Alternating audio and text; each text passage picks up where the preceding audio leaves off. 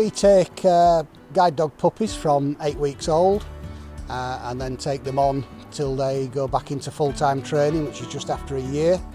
So the time we have them, we do all the normal things that you do with a normal puppy, and then slight other things like getting onto public transport, buses, trains, stairs, going into busy areas and getting dogs used to being around the public.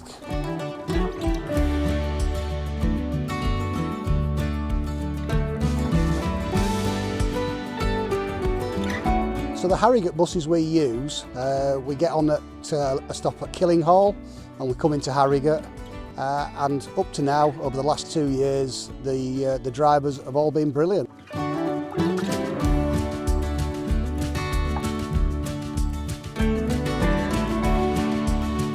Anyone that interacts with them, they get very excited because that's their aim, really.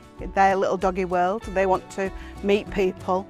So boarding a bus, I would prefer that no one spoke to them, just because then they don't get used to, we're not having to try and train something out of them. It's easier for it not to happen than to try and train it out afterwards. I do live fairly close to the terminus at Oakworth, which means that I can walk a very young pup up and we can sniff at buses, and every driver I've ever encountered is quite happy for me to get on a bus and not travel, get back off again. It becomes a bit of a thing, really.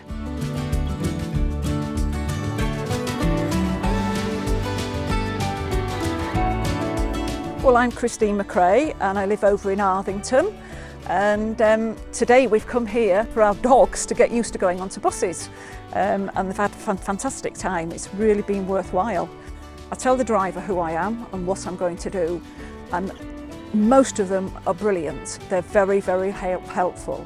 And I do a lot of just going maybe 2 bus stops to start off, that's enough, and then get off and I walk back to where I've parked my car. When I'm going to go on with him at the beginning of that training session, you know, I ask if I can go on a couple of times, so I might just go up the step, walk to one seat, have a little sit, turn round, come out. And this is while the bus is waiting for other passengers to come along in the queue to get on.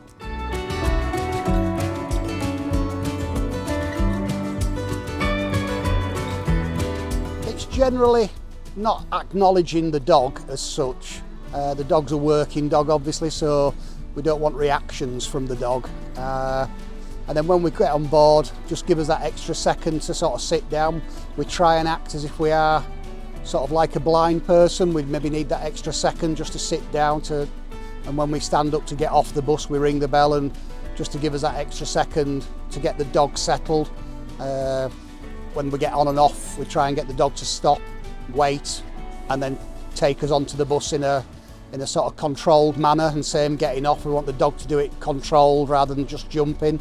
So it's just taking that extra second just to give us that little bit of time, which, to be fair, they usually do.